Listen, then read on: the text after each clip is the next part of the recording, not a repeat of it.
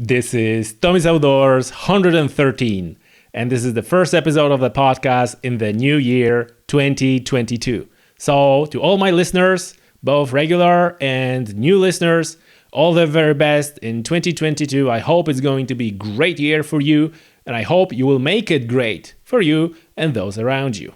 And before I'm gonna jump into today's episode, important thing for me, Spotify rolled out a feature where you can rate the podcast. So if you listen to this podcast on Spotify, go ahead and leave me rating, 5-star rating, appreciate it. It's a great help for me and for the show. And if you listen to Apple Podcasts, well, you always could rate the podcast in there. So if you haven't done so yet, then go in there and rate the podcast. Leave the rating, write a review. This is great help for me. But the new thing is that now you can do it on Spotify as well. Okay? So, in this episode of the podcast, MarPAMM is back. We talked with scientists from MarPAMM project in episode 104. And MarPAMM deals with marine protected areas. And the whole project is divided into a number of work packages. And today we're going to talk about work package called coastal processes. So what are coastal processes? Well, you need to listen to the episode to learn in detail. But before that, I'll share with you a quick story. Nearby where I live, there is a mark where me and my buddy are fishing for bass and sea trout. Actually, not only me and my buddy, it's a well-known fishing spot. And it consists of a wide and long beach, and there is a channel that is cut by the stream that comes from the nearby mountains. That stream cuts the channel through the beach and goes into the sea. And that's a good fishing spot. But there is always this anticipation after the winter storm season, which is going to end about 2 months from now. There's always this anticipation how that channel changed, because after the winter, the channel, moves to the one or to the other side of the beach, and it sometimes gets deeper, sometimes it gets shallower, and that makes a big difference. In some years you have a world-class fishing in there, and in some other years the spot is basically not worth paying any attention to because the channel is very shallow and there's no point even trying. So these changes are driven by coastal processes. But coastal processes are not only important for fishing or going to the beach. They can have much more profound impact. So let's talk about a seafront village, and that village has a beautiful sandy beach. And obviously, the economy of the village and tourism and businesses and everything is built around that beach and about tourism. So when that beach starts to disappear, or maybe it turns into a gray, stony beach, that can affect livelihood of people living in that village. That can affect tourism. That can affect income, the whole economy of a local community. So it is very important to understand these coastal processes and how they work. And this is exactly what our guests on the podcast are researching. So our guests are Melanie Biausque and Edoardo Grottoli. By the way, folks, I hope I pronounced your names correctly. And they are working on coastal processes, trying to understand them, trying to figure out how they're changing coasts and how that impacts, not only economy, like I said, but also ecology, wildlife.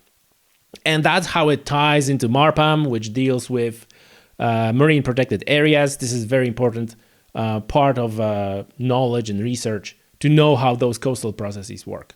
I had a great fun and great conversation. We had a lot of fun and laughter talking about coastal processes and Melanies and Edoardo's research, how they measure stuff and all that.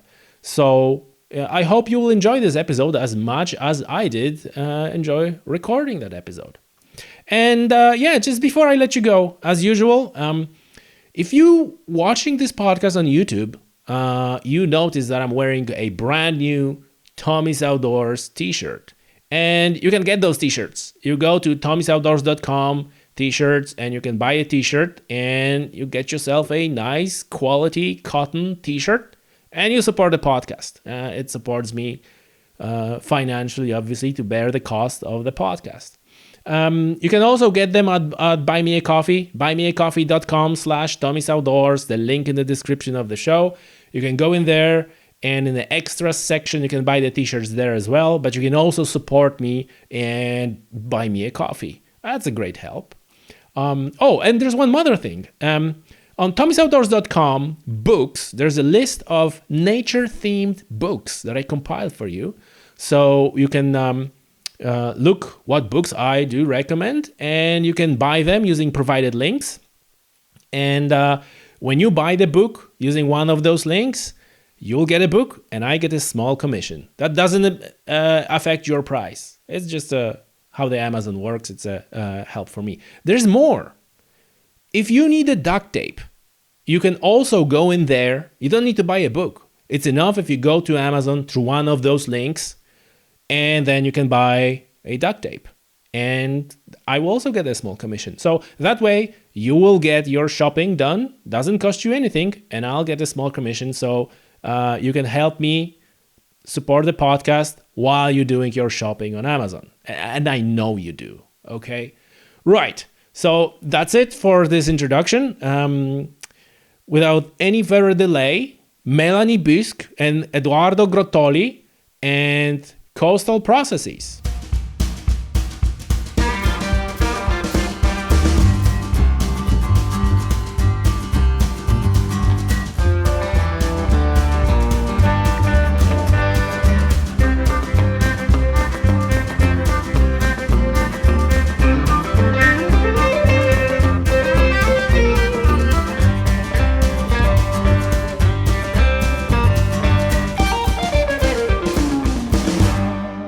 Hello, Melanie and Edoardo. Welcome to Tommy's Outdoors. It's a pleasure to have you.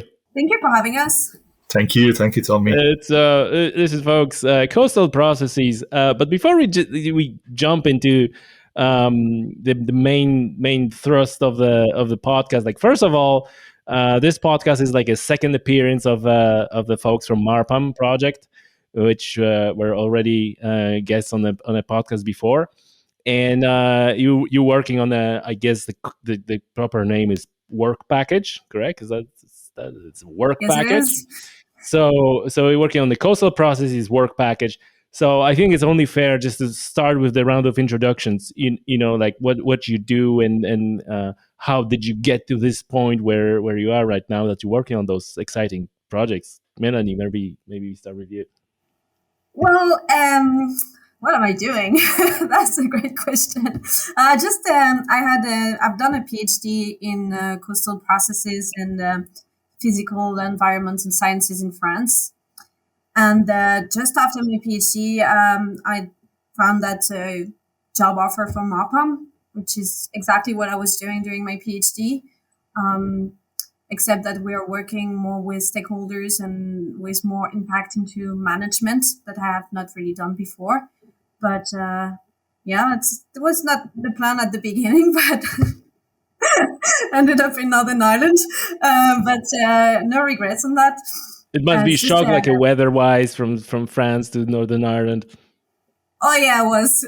And I started on February, so it was not the best month to just move to Northern Ireland from the southwest of France. Let's be honest. That was like a baptism of fire. Like, this is what you're getting into. Yeah, it was exactly in the movies when, you know, the character is just landing and it's pouring rain and it's very cold. And you're like, well, that's not what I was expecting. Welcome to Ireland. And what was your PhD? What you were taking on? So my PhD was about the impact of storms on the sandy coast on the southwest of France.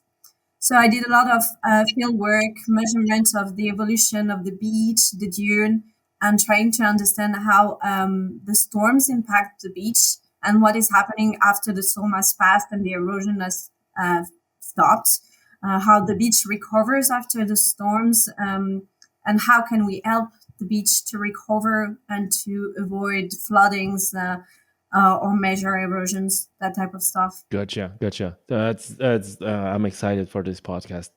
This is something. This is something I have questions about this stuff.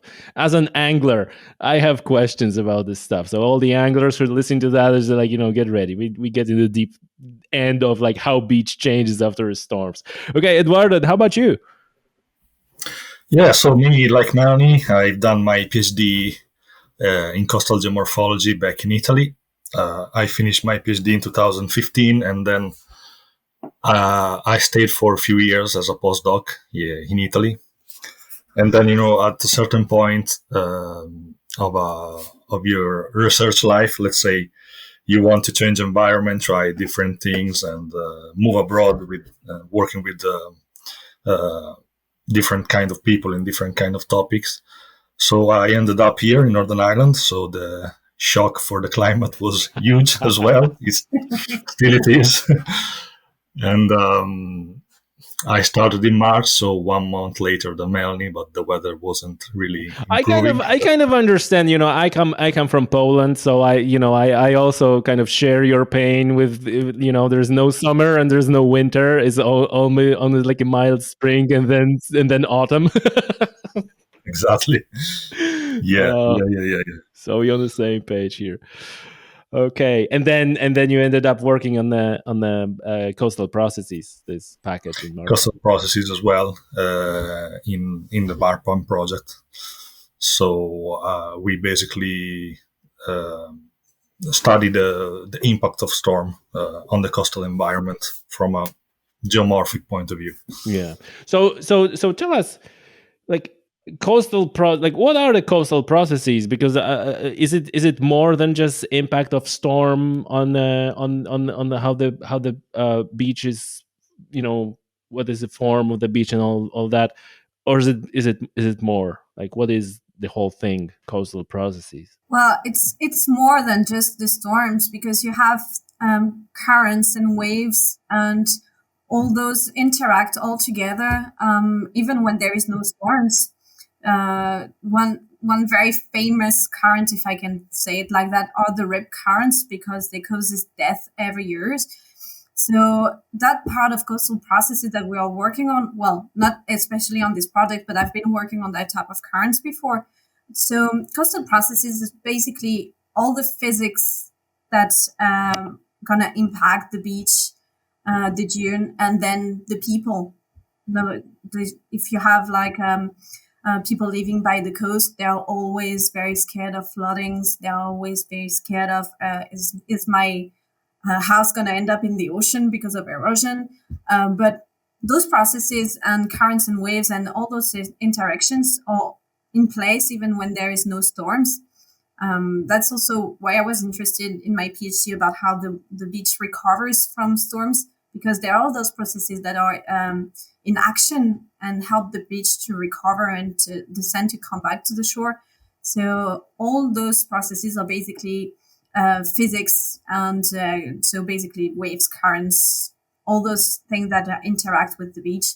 And is there a component also of a wildlife, like how wildlife reacts to that, or does wildlife in terms of all the animals that live on the coast also is a part of those coastal processes, or are they just like a sort of things that are getting impacted by the coastal processes? So what I'm getting with that question is like, is the focus on purely physical stuff that is happening in there, or is it like animals that are living there also are considered of the part of those processes? On my work, I only worked with physics, but we are trying to work not especially with animals, but more with plants. For example, when we put plants on the dune to just keep the sand there and limit the erosion, or now they are trying to have more nature-based management. So, for example, planting a forest of kelp under the water to try to interact with the waves and to limit the impact of the waves on the shore. That's the kind of thing that are developing at the minute. So personally, I've never really worked with animals, but that's part of the whole MarPAMM project. Some people are working with the seals, or some people are mapping the seabed And we know that if the seabed is changing, it's because of physical processes. So if some of the species are disappearing from one area, it can be sometimes explained by changes in the currents, or so everything is linked to each other, but we are all working on small specificities. I don't know about Edoardo if he has worked with animals or plants before. No, never. I would say that, as I study the physical processes behind the coastal processes. So animals and vegetation in general are affected, of course, by the coastal processes. So the physics part of the coastal processes. And in this project, the main objective is to monitor and better managing the marine protected areas. So the objective is to better protect animals and vegetation. And of course, we are delivering the science and the information about the coastal processes. So the basic of that is going to affect everything, basically. So vegetation and animals. Gotcha. No, it was that, I was just trying to establish for my benefits and the viewers and listeners, what are the causal processes and what. So this is like a physical stuff that is going on. Melanie, you mentioned that people are, you mentioned that human aspect of it and how they are affected by what is happening on the coast. And I'm going to throw it at it right here from the beginning. Like how much of that is impact of rising sea levels? Is it going, because of a climate change? Is it something that is so slow and minuscule that is actually don't even register on the what you do, or is it like a significant component of a work and of what you see, what's going on the coast? Well, it's already a significant component. It goes very fast. That's the problem of the whole climate change at the minute. It's because those changes are happening already. If you look at what happened last year, major flooding in Scotland, and all of that is part of that changes. So far we have we are not sure what's going to happen. We have models running, we have hypotheses, we have different scenarios, and like going from the extreme one to the lowest one. But every year it's changing, and even the lowest impact is increasing every year. If you look at the new IPCC results and everything. But in terms of storms, we can see that even the level of the water and the impact of storms are increasing. It's not that it's more violent, but yet there is more and more what we would call extreme events that would have been pretty rare before, but they are getting more and more common. And therefore the impacts they have on the coast are bigger and bigger. Because the coast doesn't really have time to recover after the winter, the next winter is just keep impacting, and you don't have that full recovery you will have in between usually. And in here, that was really rare in France when I was working. But in here, we also record some storms during the summer season, and the summer season is supposed to be more calm and the season for the beach to recover and to be ready for the next winter. And I think that one of the major problems right now is that the system doesn't have time to fully recover before the next attack, if I can say that like that.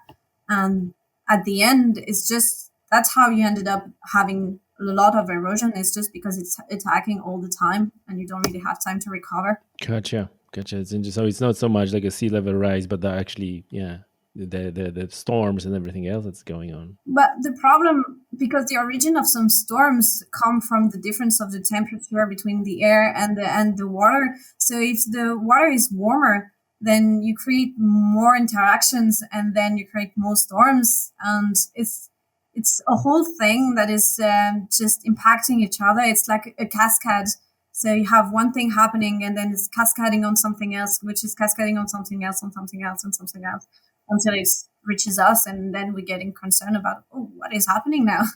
Another problem I would focus also is that from a common citizen point of view, if you know that the level is going to rise, I don't know, a few centimeters in the next 10 years or 20 years, you may be not really aware how much dangerous this is going to be, because you have to imagine that if the mean sea level is rising, so is the basic level of the sea is rising, also the effect of the storms are going to be more harmful further inland. So considering that basically half of the world population is living on the coast, all 2/3 of the major cities are in danger due to the future projection of sea level rise.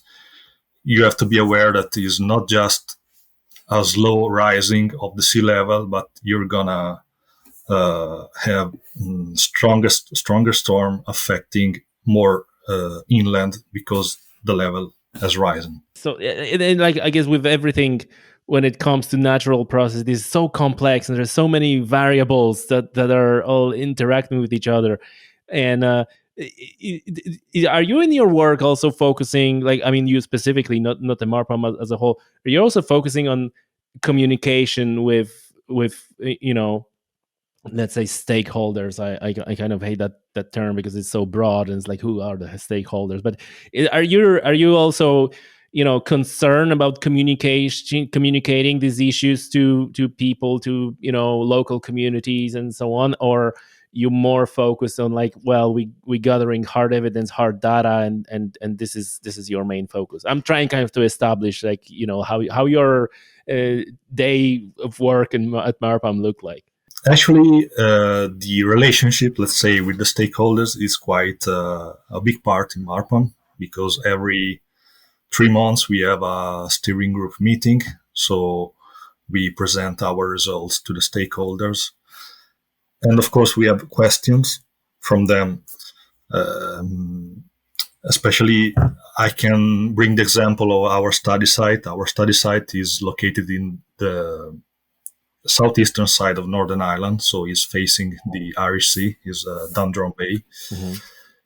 And there are many stakeholders locally involved in that area. We have the golf course, we have the military base, we have a special area of conservation, the National Trust, and the Newcastle municipality. So all these stakeholders, of course, have questions. They want to solve some specific problem, but it's really hard to let them interact with each other and with the scientists. So what is really still hard, is to create a common discussion within all the people involved in this project and in this problem. Everybody is pulling in their own direction, right? Which is quite, it's natural. It's the human nature, I would say. Yeah, I saw, Melanie, you're smiling. Like, do you have anything to add to this? Yeah, I'm smiling because it's always very complicated. The communication is very complicated between the scientists and everybody else, to be fair. The problem is because they are reacting to some emergencies, so they want to have answers now. And when you're studying, you need time to understand. You cannot say, oh, we observed that for a year, and so we're going to decide that it's going to be the same thing for the next 5 or 10 years. This is not how it works. So it takes time to really understand the processes and how it's happening. But because they have some emergencies they have to answer to, they're like, we need answer now. What should we do? And we're like, well, for now, it looks that it's going this way, but, and that's not the answer they want. They don't want a but. They want to be sure, which is understandable if they want to start create a plan to manage the coast and to protect the people and to protect the nature too, because the National Trust is also all about the nature and protecting the environment. They want answers, and they want us to give the answers, and they want us to be 100% sure about what we are saying, because otherwise they're going to blame it on us. That's for sure. You've been on that beach for an entire year. Tell us now what's going on. Yeah, should know. You should know. Oh man. You are the scientist. You should know. So if you're saying something, it has to be true, because otherwise we're going to come back for you. Oh dear. And it's not specific to Ireland or anywhere. It's the same everywhere. It was the same in France. I was working on a very touristic area, and the beach was completely disappearing. It's like it's eroding every year, and they're like, "Oh, we want to build a 5-year management plan. So we need you to tell us what to do." And I was like, "Okay, what do you want me to say? What do I do? So I have my own conclusion, but you're not going to like it." That's also the other problem sometimes, because they have something in mind and they want to do something, but then you're telling them there's no point of doing that. You're going to lose time and money. And they're like, "Well, what's the solution?" "Well, the solution is to move, guys." Like, we're not doing that. Yeah. They already want something to confirm their bias and to confirm their we should pour concrete all over this thing and that will solve the problem. Exactly. and now let's get some scientists to confirm our great idea. And then you come in as that's not going to work. That's exactly that. Unfortunately, that's how. And so the communication is not always easy, and but also because we don't really work on the same time scales. They're always in emergency. When they decide to do something, it's usually because it's almost too late. Yeah. Yes. It's not into, and so now they're trying to more be into protect and think in advance instead of just reacting to an emergency. But it's still in progress, so it still takes time, and we know that we are already in an emergency situation for a lot of places. So it's not an easy communication, but we are working on it. Yeah, and hopefully podcasts like this one, will people who listen to that, they will hopefully listen to our conversation and can hear your frustrations, just get a better understanding. It's always a good opportunity to do podcasts like that, or anytime. Well, we went to a school once to talk with children. It's always good opportunities to directly talk to people, because when you're a scientist, you write papers, but the papers are more directed to other scientists, or you go to conferences and you talk with other scientists. So every occasion you can have to talk about people, because all the people who have the main questions, they are living on the coast and they are scared and they want to understand what is happening. So I think it's way more interesting to be able to talk with people than to just stay into scientists and to say, "Oh, that's a good idea. We should try that." And listen, folks, how big of a part of your work is actual, field work, where you driving quads on the beach and, doing cool stuff, and how much of your work is, in front of the computer crunching numbers? Well, I would say, field work is basically, 20-30% of the time, and the rest is in front of a computer. So we are always or in the field work or in front of a computer for the entire day. And the funny part is, of course, the field work. Melanie and I, we go to this study site once a month at least to measure the beach surface with a GPS mounted on a quad bike. So we can monitor the short-term changes of the beach through the time. And then, of course, we are also working on the long-term data set we have collected from historical maps, historical aerial photos, satellite images, and historical data, because we also need to study the coastal processes in the long term, because you can stay monitoring a beach for 2, 3, 5 years, even 10 years, but maybe there is a huge storm event that happens every 50, every 100 years, and you have no records for that. So it's also important to both look to the small scale, temporal, spatial, small scale, and a longer scale. How predictable are those bigger events? I mean, does it even really matter? Because the things like Melanie said, the things are changing so fast right now that I'm just guessing that if there is a particular location when, like, oh, there was like a, big massive storm or catastrophic storm every 30 years, does it even matter now? Because then it's like every 20, every 10, and it's like every second year right now. Well, I would say that the storms are hard to predict. Like, if you look at the forecast for the next day, it's predicting rain, and you go out and it's not raining. So predicting on longer term is really hard. And now we are also concerned that was part of my PhD. We realized that sometimes not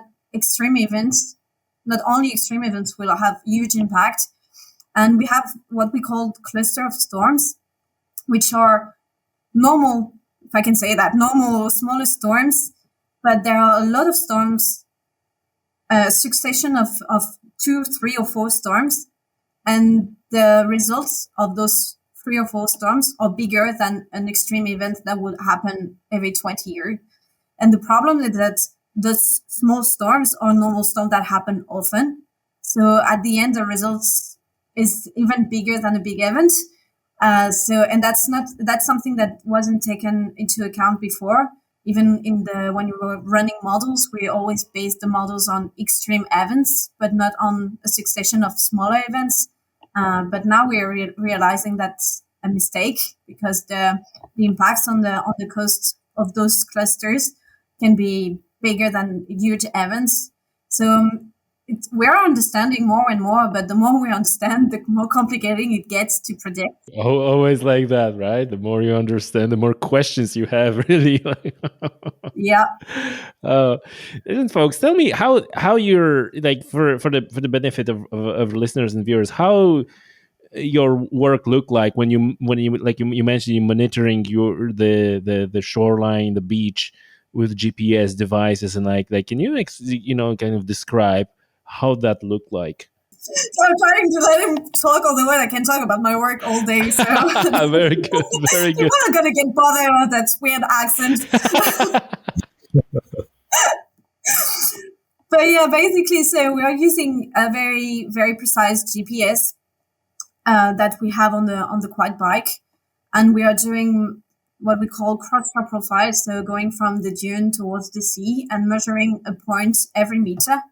So at the end, we are able to process the data and also mapping the whole beach, and to be able to look at the variations on the beach and where it's eroding, where it's gaining sand, what are the structure we can identify.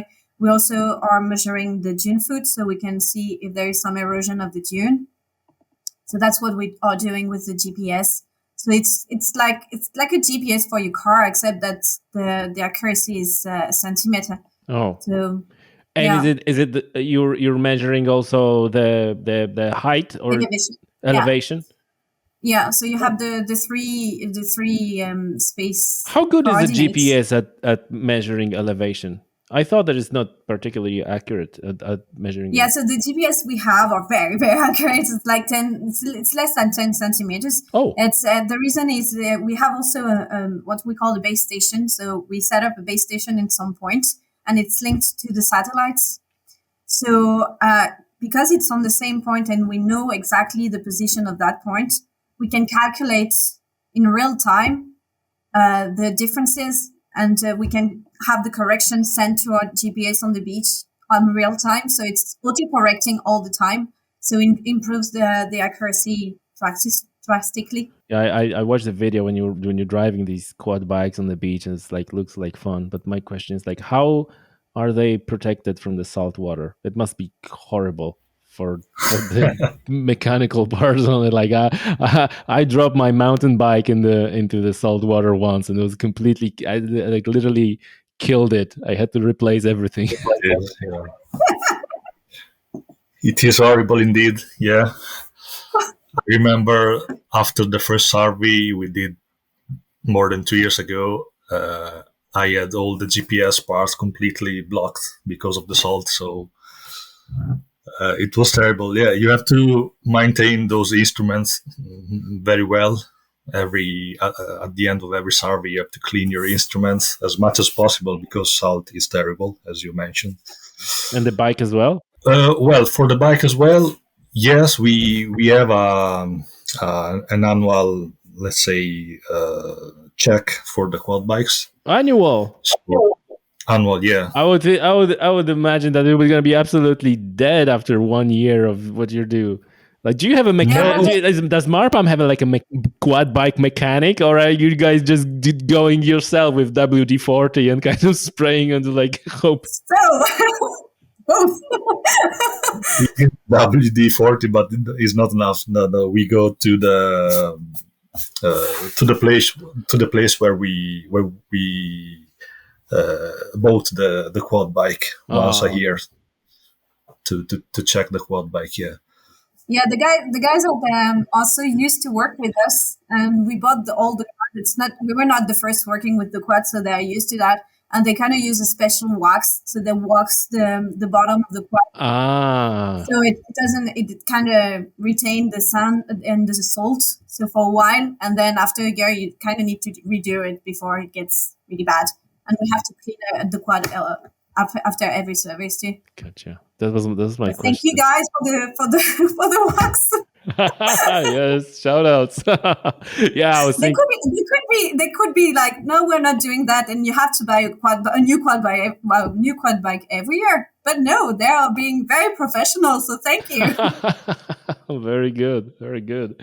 Um, And you have to imagine also that we use the quad bike also during the night because we have to go there, of course, when there is low tide, mhm. and the low tide sometimes is on during night, so you don't have visibility at all, even if you have lights on your quad bike. And when you enter the water, you of course try to go as low as much as possible, but sometimes you don't really realize how much water you have in front of you, so No, you you can drowned the quad bike. use on you and on your quad. So we are not helping to What maintain the quad happened bike. on field work must stay on field work, Edoardo. We can cut this part, Tom. Oh, very good, very good. No, it's interesting. And when you're doing these things on the beach, you're driving around. Have you met, and how often you're meet members of the public? I mean, surfers, anglers, people. Is there any issue with that, or are you trying to kind of like pick the time? No, you're not trying to pick the, because you say you go where you have to go. So I mean, you have like a situation like there is like a very stubborn angler with their rods. It's like, no, I'm not moving. I'm fishing here, and like, get out with your bike. Or you have like a bunch of people who are just camping, and it's like, how do I do? How am I gonna do this? I think people are mostly interesting about what we are doing because they know what's happening. It's usually because it's either very early in the morning or late in the evening because of the low tide.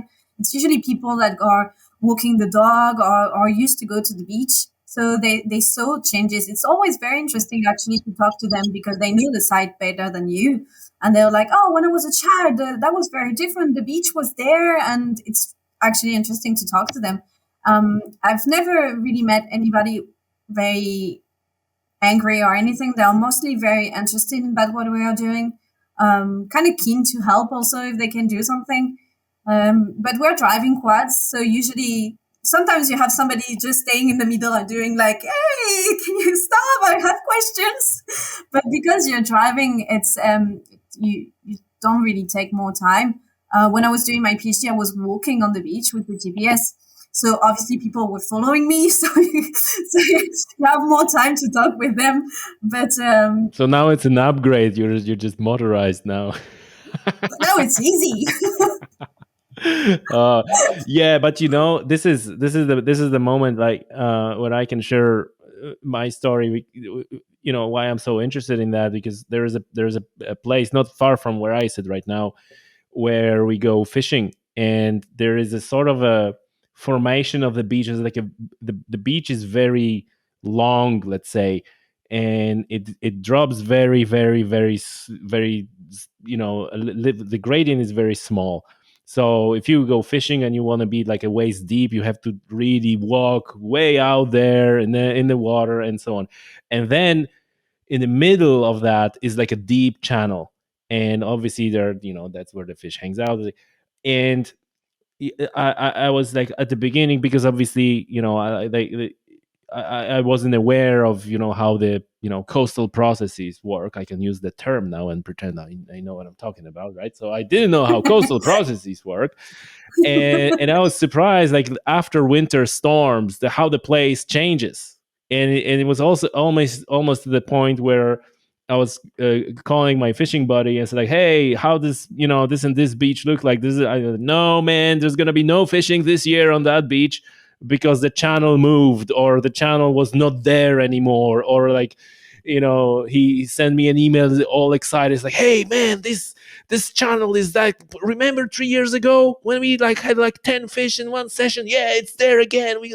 So I guess and it's always so interesting, after what we call like a winter storms time, to go and see those beaches and say like, oh, how the change, where the channel move when that. So I guess this is pretty much what you do, except you do this methodically and to the, centimeters and crunching all the data, while we just go in there and it's like, let's have a look how the beach looked like this year. But it's pretty much the same thing, right? Yes, exactly. Because the environment we're working on at the minute doesn't move as fast. People it takes more time. It's usually, I remember when I was a child, there was a beach in Newcastle, and then there is just pebbles. There is no sandy beach. Where is the sand? What happened? And also one of the part of the bay belongs to the MOD, so the army. So not a lot of people are going on this side, so they don't know that the sand is there actually. But the army stole your sand, guys. So the changes that you're, I guess what I'm getting at it, like, so this is not often that happens, that the changes are significant from year to year, or is it like different types of the coastline that some changes annually, some changes in the decades? It's more because we're working in the bay, so it's kind of closed. So if you don't have big storm coming in, and it's also linked to the Irish Sea, where you don't have those big storms coming in and those big waves. So obviously the processes are slower. I was working on the southwest of France, where the waves are big, and I can tell you, on 3 days after a storm, you can see massive changes on the beach. That was more like the case, or the channel has changed and the bar is closer to the shore, or the bar is further away. And it's where it's really interesting, because so we do that with our methods.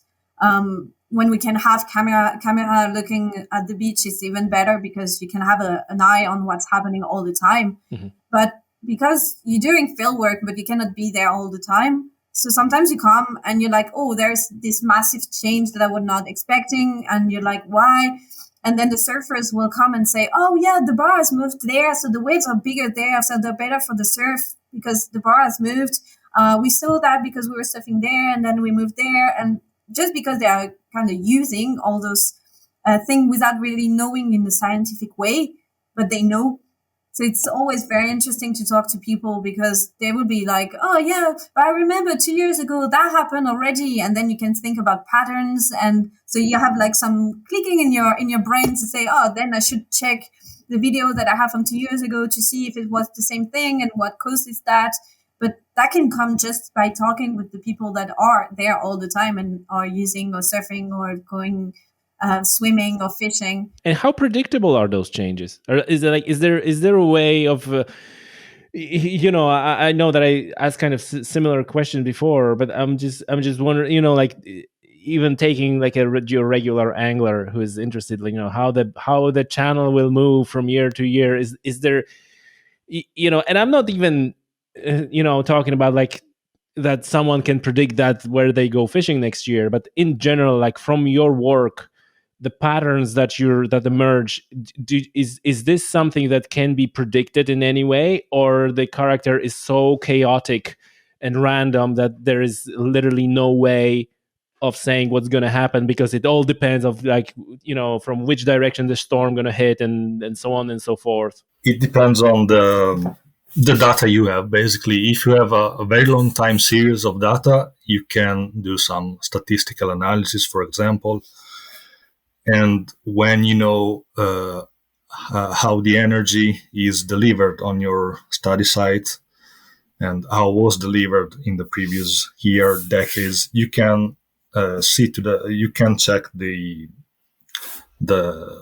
geomorphic pattern of your beach and expect something similar for the future. And then, of course, you have to use models. So you can use hydrodynamic models. So it means using wave time series, tidal range, and see how your beach is going to change in the next 20, 50 years, changing these parameters of waves or tidal range, and also about the topography of the beach. It's not an easy task for sure, because there are so many factors involved, and you're not gonna have a really precise and accurate future prediction. But the more data you have, the more it gets complicated, like Melanie said before.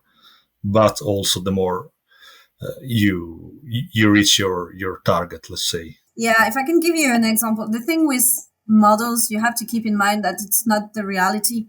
So you have to make a hypothesis, you have to simplify some of the processes, otherwise the models crash. So it's not the reality. And a typical example that I use often is the winter 2013 and 2014, has massive impacts, loads of erosion on the Western Europe, and in France was terrible.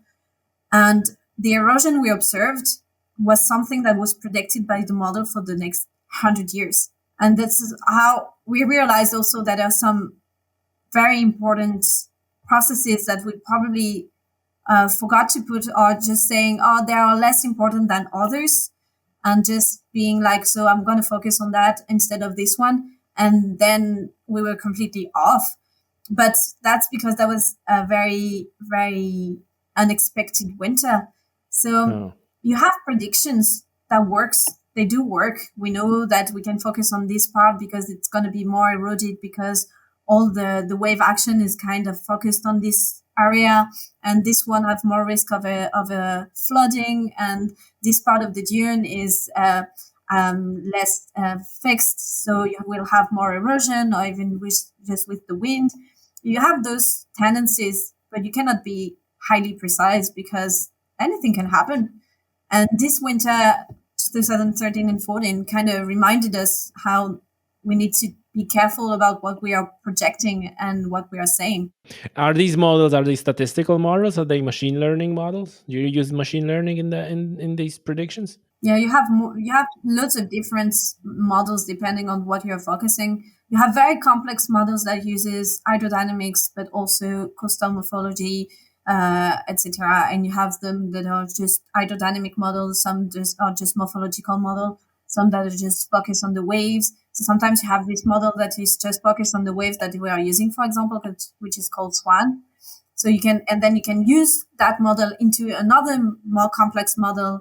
So it can be very, very complicated quite quickly. But and it, as Edoardo said, it also depends on the quality of the data set that you have, the validation of the models. Edoardo, you were looking like you were to add something. No, I was actually agree with Melanie. It's really, really complicated, and I would say that given the current context of sea level rise and the future projection of sea level rise, I think we also have to accept the idea that we have to adapt to these extreme events, because they are going to be more frequent, and there is no single solution for every study site, for every location in the world. So sometimes you may have to accept the idea that you're going to be flooded. In other cases, you may accept the idea that you have to retreat from the shorelines, which is not easy because you have then half of the population living on the coast. So it's very complicated. And then after the science, of course, there is the politics and who have to decide what do you want to do in the future. Like, based on what you're saying, like, it seems to me like you're working on a particular site. You're working on a particular beach, and there's a particular site. It seems to me like there should be like hundreds, if not thousands, people like you doing that job on literally every or a lot of places, a lot of sites.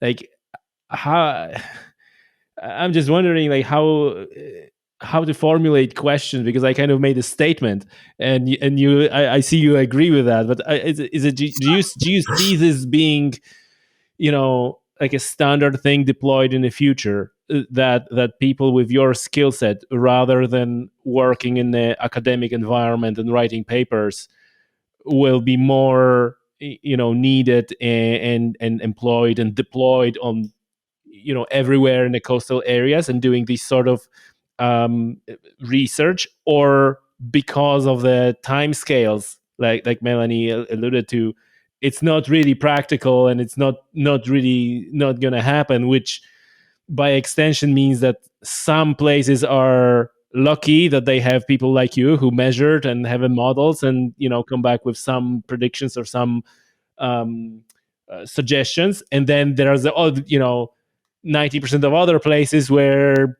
stuff happens and no one has an idea what's going to happen. Well, it's like that, as you said. Basically, if we want to involve more people doing this job, of course, Melanie and I, we're going to be happy, because it means we have a bright working future ahead. But Yeah, that's a business opportunity. Coastal processes consulting. everywhere, yeah. No, actually, the tendency is that the funds are scarce, so they are decreasing more or less everywhere. It depends on the country. Mm-hmm. And to get this kind of funds is not easy. So you can rely on the European funds, for example. If you are in Europe, then you have the same in the US. But at the end, I mean, in our specific topic, the trend I see is that the remote sensing and the models are the most, how can I say, popular topic right now. So it means that you're gonna involve more machine learning, more computers processing, and more skills in that kind of sense. So coding also. So people who is able to go on the field like us is actually a minority, I would say, in our field right now. No doubt. But you always need that, because you always have to validate your models, to validate your machine learning techniques with what actually happens on the field. Well, yeah, I was about to say what Edoardo said about it's very sad, but it's a lot about the money. So you need funding for those projects. So that's why you end up on working on the site we're working. I was working on a site in France because it's very touristic. So so there's tourist money on that. Yeah.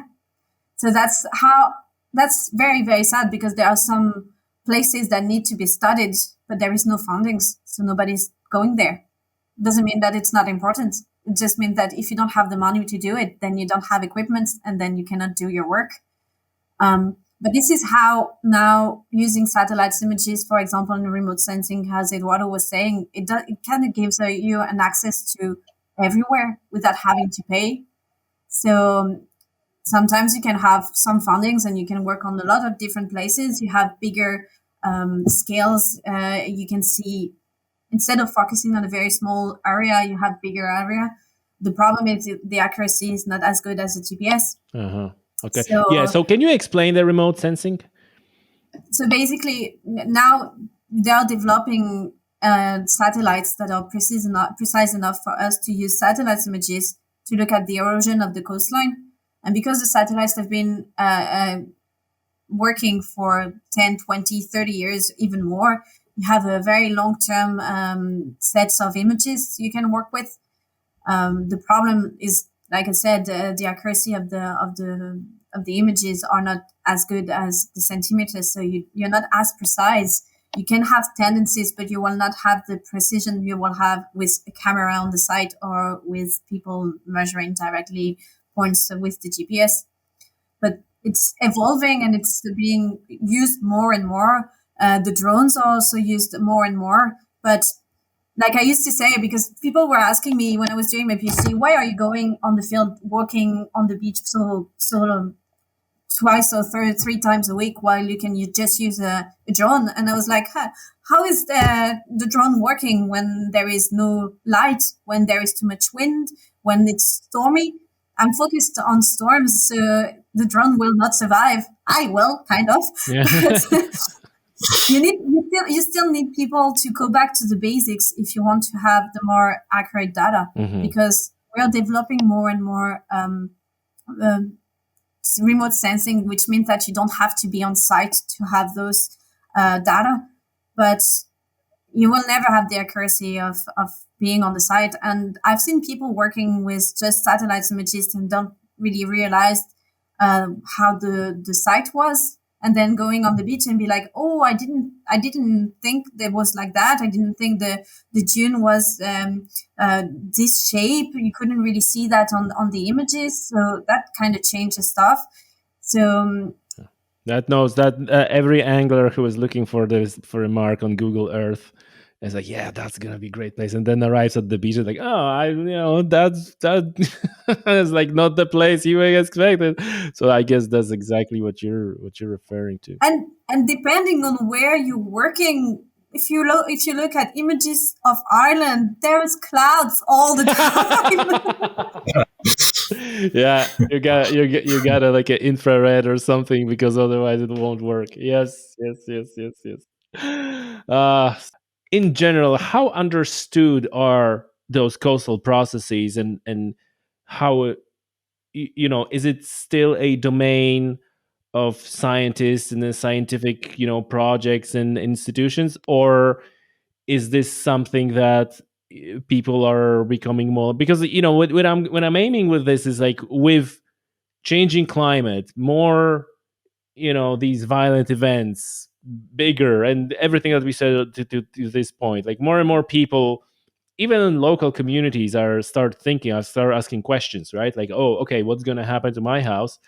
Is it going to be flooded? Is it going to be like, even like you mentioned, Melanie, from a tourist perspective, right? There's a town or city that depends on tourism, because they have a great beach and great cliffs, and then if that thing goes, will be destroyed or just changed, that's a massive economical impact. So I guess, do you see this discipline as an emerging and being more popular and commercialized and deployed on the like as a just regular services, or is it always going to be a domain of scientists and in scientific academic institutions? Of course, our topic is relatively young, I would say. So it started, I don't know, before the Second World War. It started to be studied in a modern way, let's say.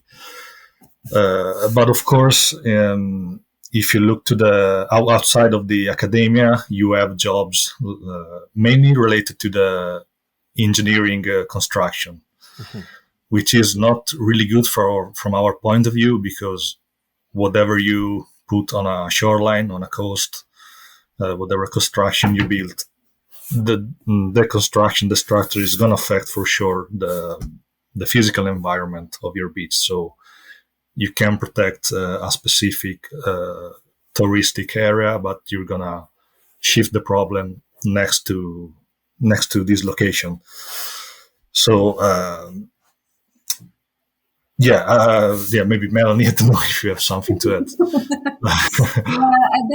I think there are more and more private companies that now want to do coastal managing. So like Edoardo was saying, more into engineering, because like I said, when they want answers, they don't want scientists to study the beach for 3 or 4 years and then come up with some sort of plan or saying, oh yeah, but you cannot do what you wanted to do. We have really accurate model after 3 years of we have really accurate model. I said, that's not what I paid you for. What am I going to do with that model? They're like, I don't want to hear that. That's not what I want to hear. I just want you to come up with a solution and it's going to save the coast. Okay. But so now, and it's getting more and more common to have people going directly towards engineers and to say, okay, I have a problem. I need a solution. And there are engineers. That's what they do. They have a problem and they answer to that problem. But then they don't have the background or the study of the site to have the protection for a long term and how it's going to impact. And that's how in the 70s they started to build seawalls everywhere. And 30 years after, it'll be like, oh, that wasn't good at all. On the short term, it does protect what you want to protect, but on the long term, it's just changing everything. So every time you are doing something on the coast, you will have an impact. So it can be good at the beginning and bad later on, and you don't know because it will take 10 or 20 years to really show that it has bad impact. But you did your job because you have an emergency, you want a solution for that emergency, and that did work. So, yeah. But the problem is you have to think ahead. And now we are trying to do that, to say, okay, that can work right now for the next 5 years. But then it's just the impact on the long term is going to be worse.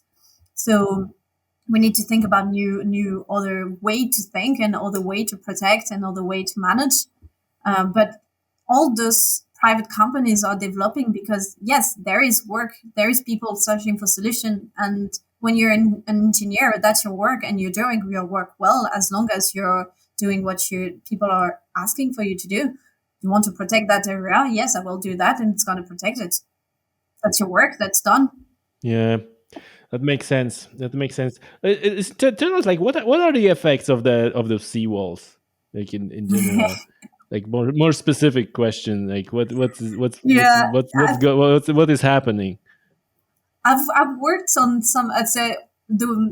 We don't really have. We have one small seawall on the site we are working on, but I've on the site I was working, I had a very, very wild beach because it belonged to the MOD. Then I had this spot that was really managed with seawalls because it was for the tourists. And you can see that because of the seawall, so the shoreline is not moving because it's fixed, but the shoreline around is kind of eroding. And there is what we call the end of wall effect, which is when the waves are breaking, then they're going through the seawall and then they're enhancing the erosion on each side, on each end of the seawall. So you will have this small part that is fixed and then the shoreline retreating, and it's even more retreating in those areas because it kind of focused the action of the wave there. So we are still trying to understand how exactly the waves are bouncing and how it's happening in terms of processes like very physics. But you can see the results, and this is not good. Gotcha. That's yeah. Thanks for that explanation. Listen, folks, I have one other question.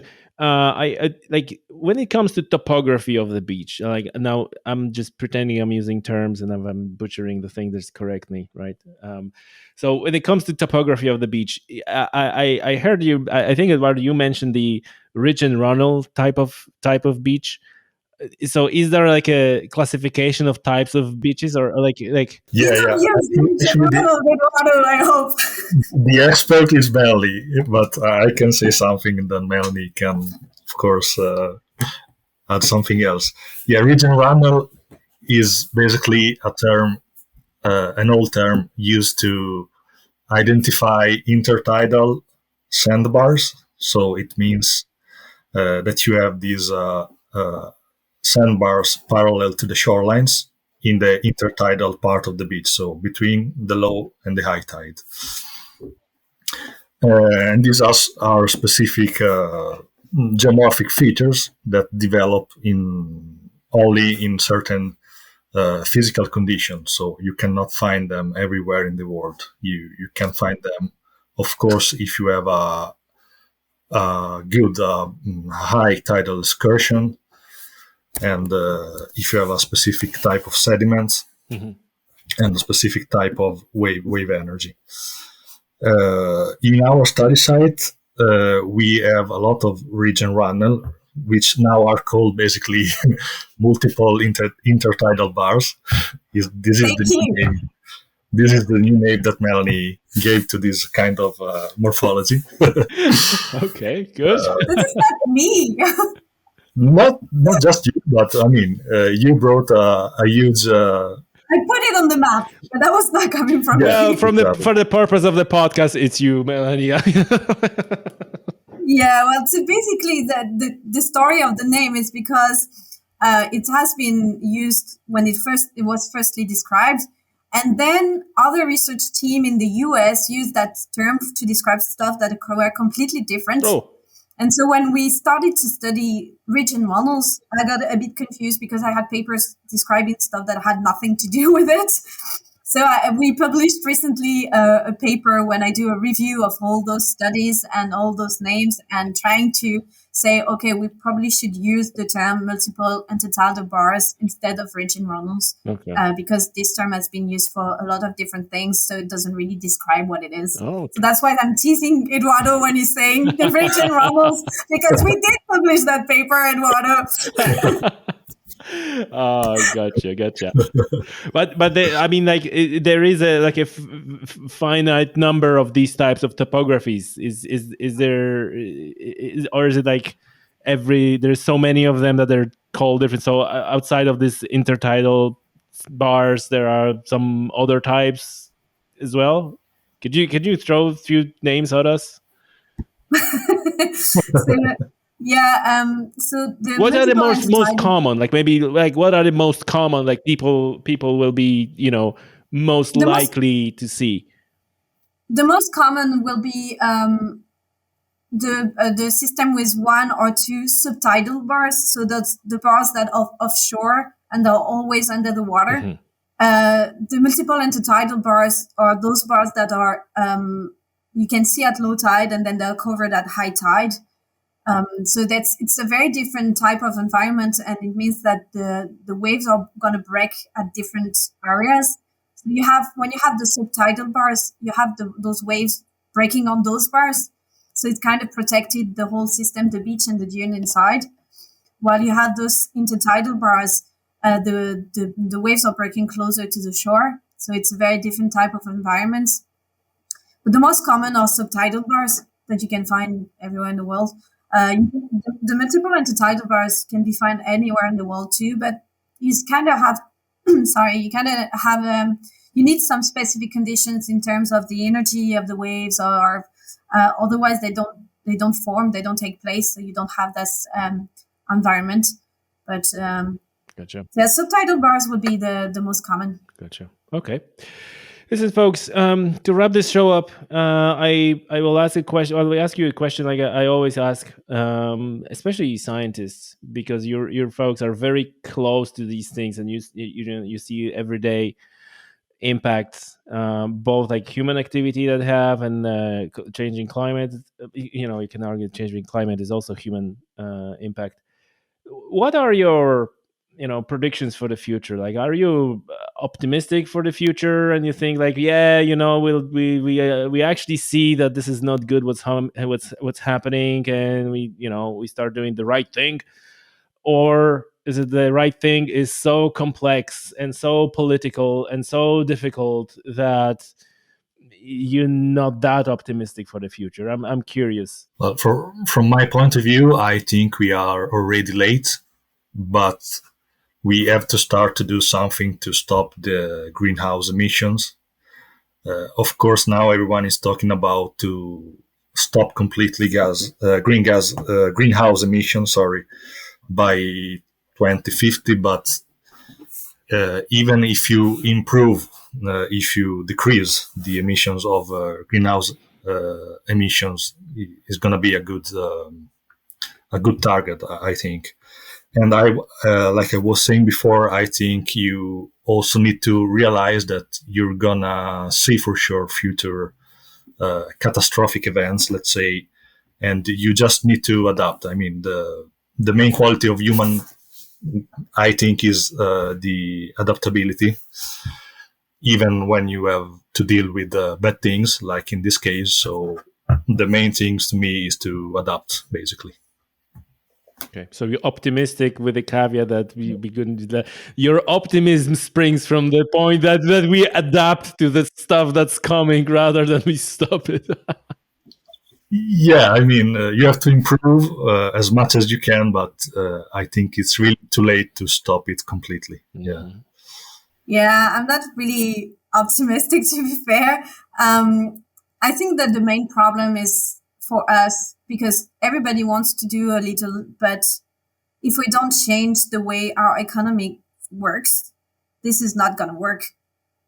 I was very surprised when we went into the first lockdown and we saw so many changes, good changes in terms of emissions, in terms of how the animals in the wild, everything was going better, and like in 3 weeks.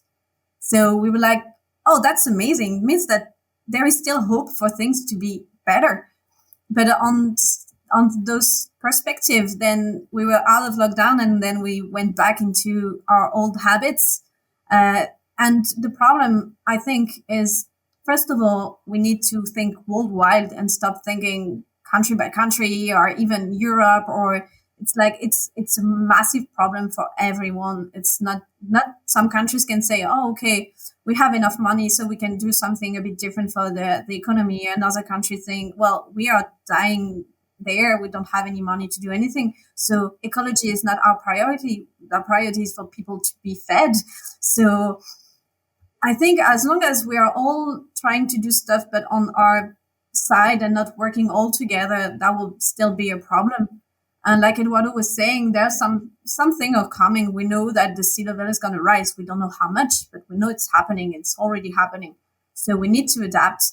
We need to think about other way to live and to say, okay, if this town is going to be flooded every year, maybe we should just retreat. It's going to cost money to retreat, but that's the only thing we can do. Because if we want to put a wall here, then it's going to be a problem for the next town. And so instead of thinking, even for management, even just for Ireland or anything, everybody's doing some management, but on their own site and not really talking to each other. So as long as we are not talking to each other, trying to have a global solution, this is not going to work. Right. That wasn't terribly optimistic, but at least it was honest. Listen, folks, thank you so much for your time. It's been an absolute pleasure talking with you. And now I and our listeners know more about coastal processes, know what it is, and how people, like, is there any final message that you want to leave, like how people can either support MarPAMM or support your work, or how people can reach you or MarPAMM? Is there anything you want to just leave us with? Well, there is a website.